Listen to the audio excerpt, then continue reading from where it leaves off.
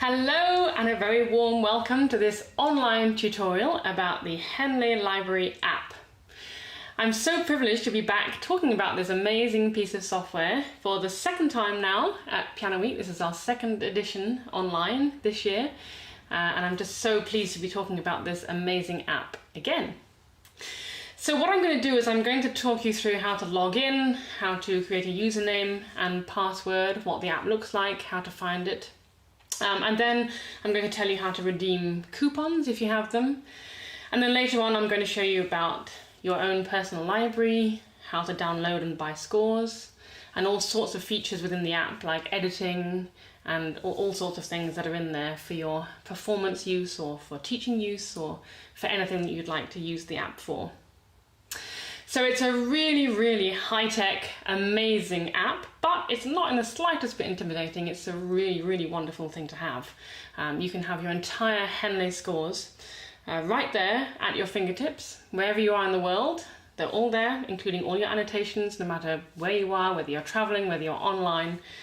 So it's a really amazing thing to have, especially if you don't want to travel around with really heavy books all the time. You can have everything there in one place on the app.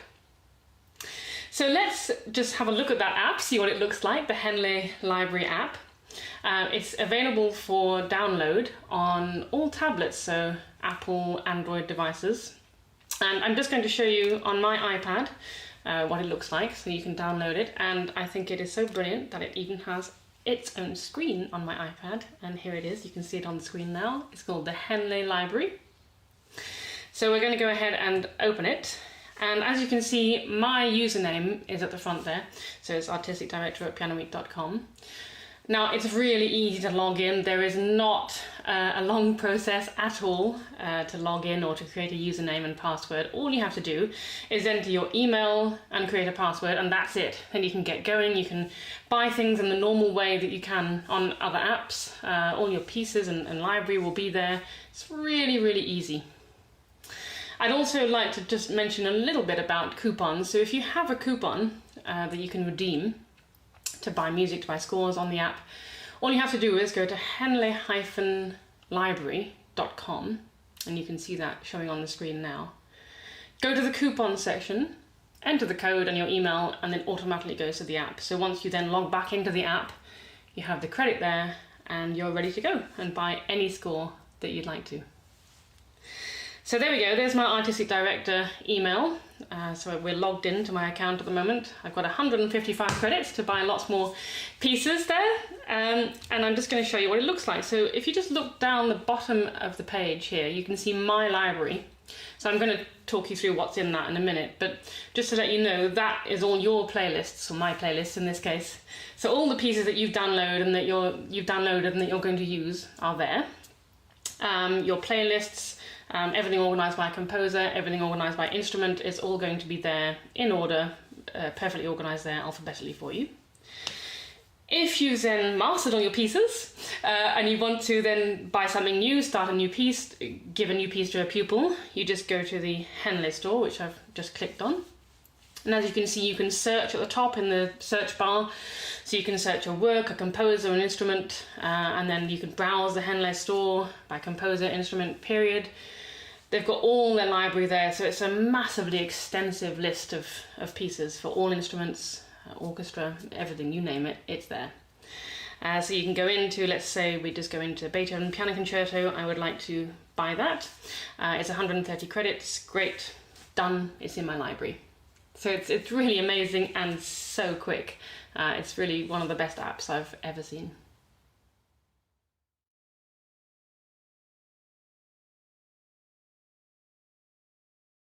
Back to the library then. So here we go, you can see it on the screen. So as you can see, I've got quite a few pieces in there that I have bought over the past 6 months and that I've been using in my own practice and teaching and for the online tutorials. So I've got Haydn Piano Sonata at the top of my list there, and that's the piece I'm just going to be using today to show you how to edit your lots of scores and to annotate ready for performance and ready for teaching. Then underneath I've got the Pathétique Sonata by Beethoven, and then I've got some violin sonatas. And further down you'll see that I've got some other violin sonatas there as well, and you can probably see that they're slightly faded. So what that means is that at the moment I'm not currently working on those pieces, but I have in the past. I've annotated them and I want them for the future, so maybe I've got a concert coming up, you know, in a couple of months' time. I want to revisit them, use all the annotations that I used before, and even though I've deleted them, you can see on the right hand side, say for example next to the violin sonata in E flat opus 12 number 3, you can see the little cloud symbol. So that means that even though I've deleted it off the app, it's still in the cloud, including all my annotations. So I think that's amazing. So you can work on a piece for months, years, decades even, and all the work you do right from day one is going to be saved, even if you delete it out of your library, which I think is incredible. Another amazing feature just on that note is that if you're on an airplane or a train, perhaps traveling to a concert and you just want to get a few annotations done, even if you're offline, when you then log back in, the app has saved your annotations. So that's a real godsend for anyone who might want to look at their pieces on the way to a concert or just when they're traveling to pass some time. So anything you do is always saved. Even if you accidentally delete something, it's always there in the cloud. So yet another amazing feature of this app. So going back to the Haydn, that's what I'll be working on today. Now, say I want to organize my pieces. So I've got lots of pieces, you know, we could have maybe even 50, 60, 70 pieces in the playlist in your library. And you want somehow to organize them because some of them are for teaching, some of them are for concerts, some of them are just to watch when you listen to a recording. So you want to organize it. We have at the top of the page that you can see now playlists. So if I just go into that, we've got the Henle library is fantastic. We've got the Piano Week online edition, we've got my personal folder, and then we've got Piano Week's 2020 webinar. Now, because I'm talking about the Haydn today, the Haydn is saved in this playlist. But I can also save it in any other playlist that I'd like to. You can save it in all of them if you like. So say you've got a piece like the Haydn that you're going to teach, then you're maybe going to go somewhere else and give a masterclass. And then maybe next year you're going to perform it. You can have it in all those different playlists with different annotations. So going back, those are all the playlists that I've created, but any playlist that you want to make, you can make. You can create any number of playlists that you like. So for example, if I click on that Haydn and I click on the icon that's the lines, there are 5 lines on top of each other, like a stave, and a little plus sign above, that's a playlist. So as you can see, it's saved in Piano Week 2020 webinar at the moment, but maybe I want to create a new playlist and I want it to be Haydn's works. So there we go, added to playlist. So I've just added that piece to a new playlist called Haydn as well. And there it is at the top of my playlists. So just another brilliant feature of this app. And just briefly to just go through the top 2 titles above playlists there on the screen. We have Composer. So the app organizes your works in order of composers. So that's really handy if you've got an all Beethoven recital, for instance. It will organize it as such. So that's great. So as you can see, I've only got Beethoven and Haydn at the moment, so it's organized that nicely for me in alphabetical order. And then we've also got instrumentation. So say you do have, let's say, 75 pieces on there, and you just want to skip to your violin recital, again, it will organize it for you. So you've got piano solo and violin and piano currently in my library. But you could also have orchestra, you could have clarinet, you could have, well, anything. And it's all nicely organized so you can easily jump to any piece you like.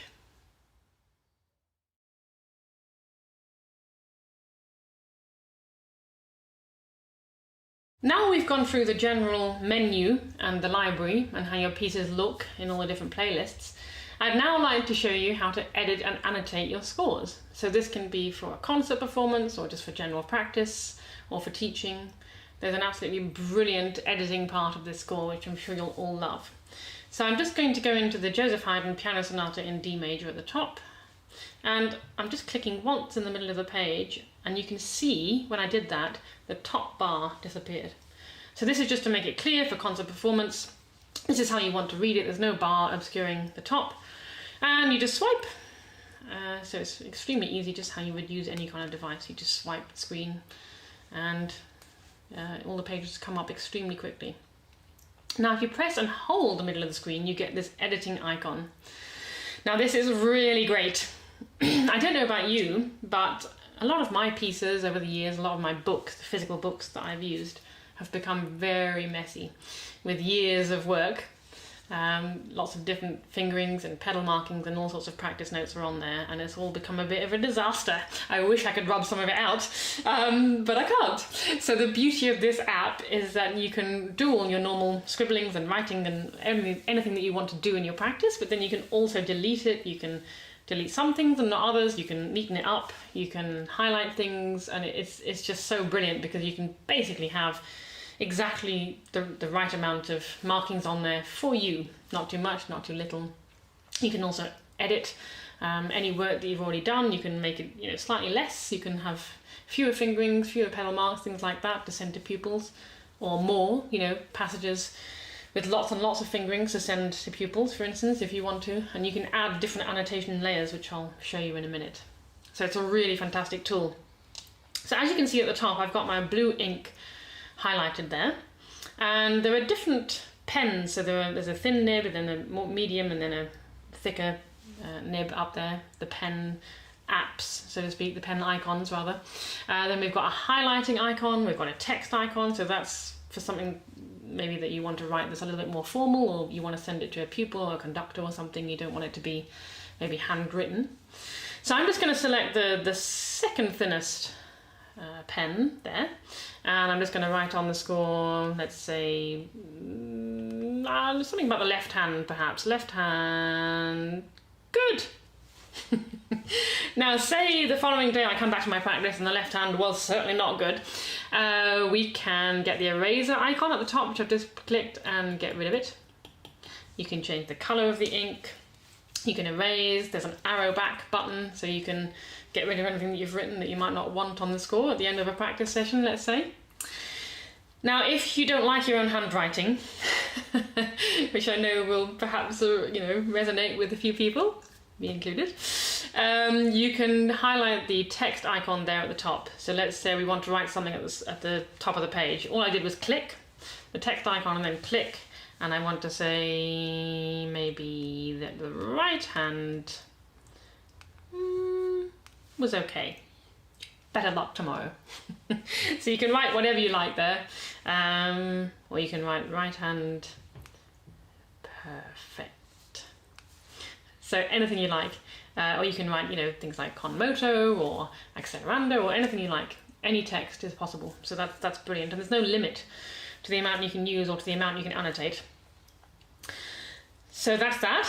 I've just pressed done to get back to the original score. I'd like to show you, because I got into the editing page before by holding down long on the screen to get into it for a long period of time, but you can also go on the top right hand corner of that menu and you can see the pen icon again. So if you click on that, that also gives you the editing page. So I'm just going to unclick the text page. We're going to show you the highlighting part now. So say I want to highlight bar 3 because the right hand wasn't so good there. That's highlighted. If I don't like it, I can then rub it out, erase it with the eraser icon at the top. It's just fantastic, as you can see. It's just so easy and it's so clear. Now down the bottom of the main editing page, you can see that blue tab, and it says drag and drop symbols to score. So say I'm a violinist and I've got a violin piece and I want to add some bowings. I can drop and drag a down bow like that, or an up bow somewhere else, or I want to add a fingering into a piano piece, or I want to remember that a certain passage is piano, not forte. And as you can see, I'm just dragging and dropping into the score. It couldn't be easier. I'm just taking my Apple Pencil, I'm putting it on the whatever icon I like, and I'm literally just dragging it into the music. So it really couldn't be easier. The last thing I just want to show you on this page is on the top left hand corner of the menu. You can see those 3 boxes that are on top of each other there. Now this is an annotation layer. So as you can see, I've created teaching and performing layers today. You can add a new annotation layer as well. So let's say I add one called Henle is great. Created, so it'll now be there. So this score and any annotations that I've made will now be in the Henle is Great annotation layer. Now what this does is it means that you can maybe perform and teach the same piece with different annotations, save both, and then send them or store them in different directions depending on what you want. So you might not want to send your pupil this version of the piece. This might be your version for concerts. You might just want to send your pupil some fingerings and maybe a few pedal marks. So you can add different annotation layers, and again you can add as many as you like. And then you just scroll left like that. You can rename it, so you can say Haydn version 1 or Haydn fingering left hand or something like that, and send it off, or you can delete it. You can get rid of it as well to clear up some space. Just for privacy reasons I can't show you the sending button, but if you click the arrow button with a little bracket underneath it as well, your contacts come up and you can email that annotation layer, or you can WhatsApp it, or text message is also possible. So you can send it to whoever you like, any pupil or conductor or yourself even, just to keep a copy of your score. So an amazing part of the app, this editing menu, definitely not to be missed. It's incredible.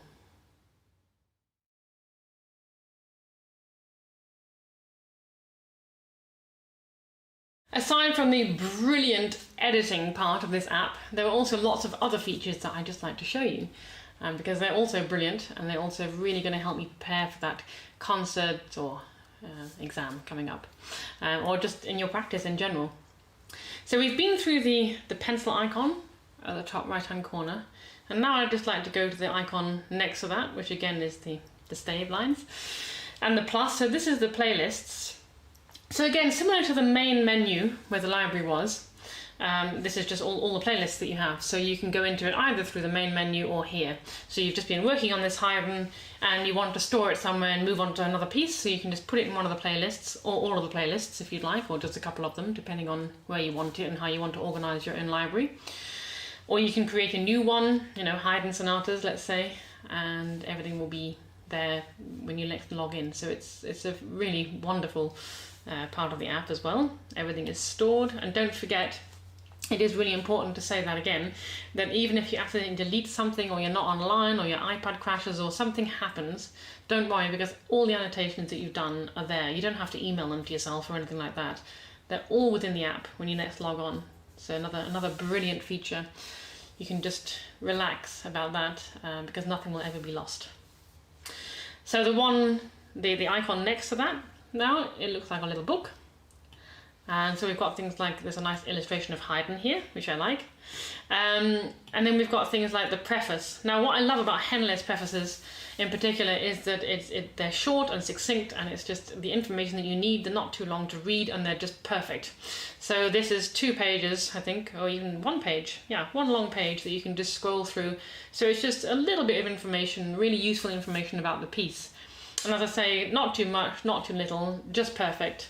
And not pages and pages and pages that no one wants to read. It's just the perfect amount of text, and I always read mine whenever I'm working on new pieces.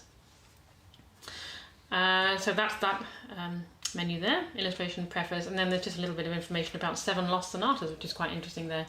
7 lost sonatas of Haydn. So obviously each piece will have a slightly different icons within that drop-down menu there. So it's all very interesting things to read about the pieces that you're learning. Then we've got a little crotchet with a 3 above it, and as you might have guessed, this is fingering. So we click on that icon there. So this is Hans Martin Theopold's fingering within this sonata in D major. Now if you don't want his fingering, although it's excellent, but if you don't want his fingering, you can turn it off. So if you want all your own fingers, you can just see now the score has no fingerings in it. And then say you're stuck on a bit and actually you might want a few fingerings back, you can again click on that icon and turn the fingerings back on. Just on that note, I find it incredible as a pianist that you can now download all of Maury Pariah's and Norbert Gerst's Beethoven sonatas. Now I find that incredible that those sonatas have all been edited by Maury Pariah and Norbert Gerst, and you can just get them at the tip of your fingers on this app. It's wonderful to have that. So you're playing a Beethoven sonata and you can download that edition. It's just wonderful. So there we go, those are the fingerings. You can turn them on or off. And again, if you're in the editing part of this app, and you've also added the fingering in this particular edition, you can add yours on top. It's not going to interfere. You can, edit within the editing part of the menu as well. You can edit the fingers that are already written in. So again, it's all very flexible and all very free. Nothing is set in stone in this app. It's great. So then we go into the settings icon there. Now this is what I was talking about before. So I like this sort of slightly cream coloured background. It's just easier on the eyes, and it's more similar to the Henle books that we all know and love. It's that lovely, slightly faded white colour, and it's just gentle on the eyes and very easy to read. But if you want it totally white, there we go, I've just changed it. That's also very stark, it's very bright, it's lovely. Especially if you want to print, perhaps, this is a really good option to go for. I'm just going to turn it back to the cream coloured. So we've got printed layout and custom layout. Obviously there's not a huge amount of difference in each of them, but the printed layout is going to be exactly, even for the page for you to print it. And I would actually like to show you a brilliant feature within the print menu. So we go into that now. So it's great. Again, this app is just so brilliant. Do you want to print all of it? Do you want to print a movement at a time? So I want to print all of it. Just wait for that to load. So there's page 1, there's page 2, say page 3. I just want to have a look at that a little bit more closely. Ooh, I've got a PDF. So if you do this motion, just the typical zoom motion that you do on devices, it gives you a PDF view before you print it. So if you don't want to print and you maybe just want to store it for a while before you print, or you want to send it to another device before you print, you can do that, and you can see the box with the arrow on the top right hand corner, and you can send it again to all your contacts or save it in Adobe. This is a PDF. So again, just going back to the print page, we've got printer options there. I'm going to do the zoom, 2 fingers, the typical zoom motion there, and I've got PDF, and I chose page 3, but actually I've got all the pages there at my disposal in PDF, ready to send, ready to print. It's absolutely fantastic. So I think it's important to say that this app is not in the slightest bit intimidating. It's extremely high-tech and brilliant, but not scary at all. It's so easy to use. It couldn't be easier. And as I say, there's no difficult way to log in either. It's just an email address and a password, and you're ready to go. It's incredible. You've got all these scores ready to go at your fingertips. So just a few more features. Just down the bottom right-hand corner of the page, you can see the 1.1-16. This is actually a navigation. So you can jump to a particular movement. So let's say we want to jump to movement 2. And you don't want to start at the beginning, you want to be at bar 15. So there we go, the score has gone to bar 15, movement 2. So it's just a really quick way, rather than scrolling through, swiping through. If you've got a really, really long work, for instance, you can choose the movement and the bar number, and it jumps to it within a second. So it's brilliant. Say you had, a Beethoven symphony that you have to read, and there are hundreds and hundreds of pages. You can jump to any page you like in a second, basically. So another wonderful feature. Down the bottom in the middle, there's the, I guess if you've got an iPhone, you will recognize this. There are those 5 circles. So it's the sort of navigation bar for iPhones and other smartphones, of course. So it just jumps to the page. You can just move it up and down with your finger to jump to any page you like within your piece. You can see the little microphone down the bottom left. Now this is a great way of testing yourself and your practice. This is actually a recording device, so again you can make playlists, you've got a full recording library there, you can add as many tracks as you like. So you can start a new recording, let's say, you can name it Henle Take 1, and you can start. So that is recording now, you can actually see it flashing down the bottom of the screen, red. You can stop, so it's going to pick up what you're playing outside of the app. Then you can rename it. As you can see, there's also the arrow with a little bracket underneath. You can send it to whoever you like. Maybe you can send it to one of your pupils to demonstrate how the left hand can be so perfect. You can speed it up, slow it down, different volumes, and of course you can rename them all and have them nicely in any order that you like. And finally, down the bottom left-hand corner, the one in the far left-hand corner, is the one we all love. It's the metronome. So you can start the metronome and it'll be nicely clicking away for you. And as I said in my previous online tutorial, there's no excuse not to use the metronome because it's right there in the corner of your page. It's a nice sound, it's a very clear beat, and perfect to use in your practice. So just remember, no excuse, it's right there.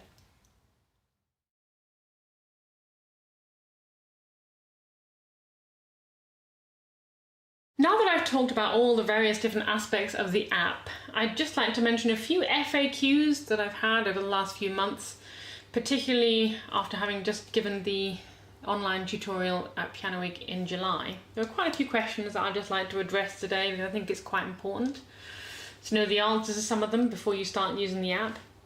And also some exciting new features that are coming to this app very, very soon. So first of all, the FAQs. One of the main questions I had was whether you can use a stylus or an Apple Pencil, and the answer is yes, you can use everything. So I was using an Apple Pencil today just because I like the texture of the nib, and just because I like the way it feels and the way it works, and the palm rejection and all of that. So that's just my own personal preference. But yes, you can use a finger like you can on any other device, or any kind of stylus. So the app works with everything. I also got asked whether the landscape mode works, which it does, so the app automatically recognises whether your device is upright or to the side. So depending on how you like to read it, the app will pick that up and will be either in portrait or landscape mode, so it's very, very clever. Some of the new features that are coming to the app very soon, which I think are really exciting.